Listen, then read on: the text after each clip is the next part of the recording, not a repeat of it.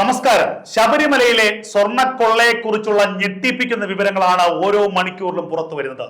ഇപ്പോൾ ഇതാ ഏറ്റവും സുപ്രധാനമായ ഒരു വാർത്ത കൂടി പുറത്തു വരുന്നു. ശബരിമല ശ്രീകോവിലിലെ ഏറ്റവും പവിത്രമായ യോഗദണ്ഡ്, ആ യോഗദണ്ഡ് അറ്റകുറ്റപ്പണി ചെയ്തതിന് പിന്നിലും അതിലെ സ്വർണം കൊള്ള ചെയ്തതിന് പിന്നിലും മുൻ ദേവസ്വം പ്രസിഡന്റും CPM നേതാവുമായ പത്മകുമാറിനും പത്മകുമാറിന്റെ മകനും പങ്കെന്ന സൂചന പുറത്തു വരുന്നു. പത്മകുമാർ ദേവസ്വം പ്രസിഡന്റ് ആയിരുന്ന ഘട്ടത്തിലാണ് 2019 ശ്രീകോവിലിലെ സ്വർണ്ണപ്പാളിയും അതുപോലെ തന്നെ ദ്വാരപാലകരിലെ സ്വർണ്ണപ്പാളിയും കവർച്ച ചെയ്തത്.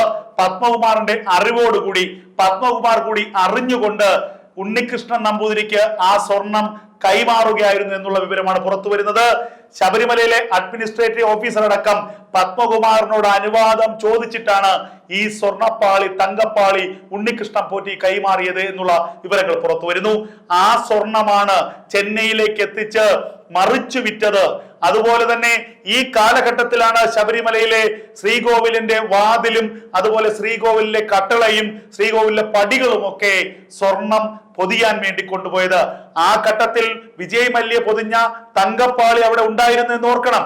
ആ തങ്കപ്പാളി ഒന്നാകെ വിഴുങ്ങിയിട്ടാണ് വെറും ചെമ്പിൽ വെറും സ്വർണത്തിന്റെ നിറം പൂശി രണ്ടാമത് അവിടെ സ്ഥാപിച്ചത്. അപ്പോഴും ഭയഭക്തി ബഹുമാനത്തോടു കൂടി ആ നടയിൽ നിൽക്കുന്ന പത്മകുമാറിനെ നമുക്ക് കാണാം. ഇപ്പോൾ ഞെട്ടിപ്പിക്കുന്ന വാർത്ത പുറത്തു വരുന്നു. ശബരിമലയിലെ സ്വർണ്ണപ്പാളിയും യോഗദണ്ഡും ഒക്കെ കൊള്ള ചെയ്തതിന് പിന്നിൽ പത്മകുമാറിന് മകനും പങ്കുണ്ട് എന്നുള്ള വാർത്തകളാണ്. ഏഷ്യാനെറ്റിനെ പോലെ ഒരു മാധ്യമമാണ് ഇത്തരം ഒരു വാർത്ത നൽകിയിരിക്കുന്നത്. എന്തായാലും പത്മകുമാറിനെ പുറത്താക്കാൻ CPM തീരുമാനിച്ചിരിക്കുന്നു. ഒരവസരം കാത്തിരിക്കുകയായിരുന്നു CPMന്റെ നേതൃത്വം. അപ്പോഴാണ് ഈ ശബരിമലയിലെ സ്വർണ്ണക്കൊള്ള വന്നു വീണത്.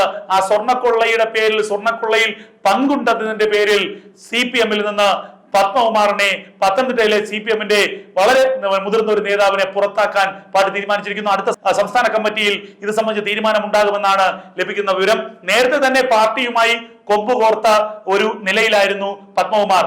പാർട്ടി നേതൃത്വത്തിന് പത്മകുമാറിന്മേൽ അതൃപ്തി ഉണ്ടായിരുന്നു എന്നുള്ളത് യാഥാർത്ഥ്യമാണ്. കഴിഞ്ഞ കൊല്ലം സംസ്ഥാന സമ്മേളനത്തിന് പിന്നാലെയാണ് മന്ത്രി വീണ ജോർജിനെ സംസ്ഥാന കമ്മിറ്റിയിൽ പ്രത്യേക ക്ഷണിതാവാക്കിയ വിഷയത്തിൽ പത്മകുമാർ വലിയ വിവാദം ഉണ്ടാക്കിയത്. തന്റെ 52 വർഷക്കാലത്തെ രാഷ്ട്രീയ പ്രവർത്തനമാണോ വീണ ജോർജിന്റെ 9 വർഷത്തെ പ്രവർത്തനമാണോ വലുതെന്ന് ചോദിച്ചുകൊണ്ടായിരുന്നു വിവാദങ്ങൾക്ക് പത്മകുമാർ തുടക്കമിട്ടത്. തന്നെ സംസ്ഥാന കമ്മിറ്റിയിൽ, സംസ്ഥാന സമിതിയിൽ ഉൾപ്പെടുത്താത്തതിലുള്ള വലിയ അപ്രീതി പത്മകുമാർ പ്രകടിപ്പിച്ചിരുന്നു. ഒരു കാലത്ത് കടുത്ത VS പക്ഷക്കാരനായിരുന്നു. പിന്നീട് പിണറായിക്കൊപ്പം ചേർന്നു.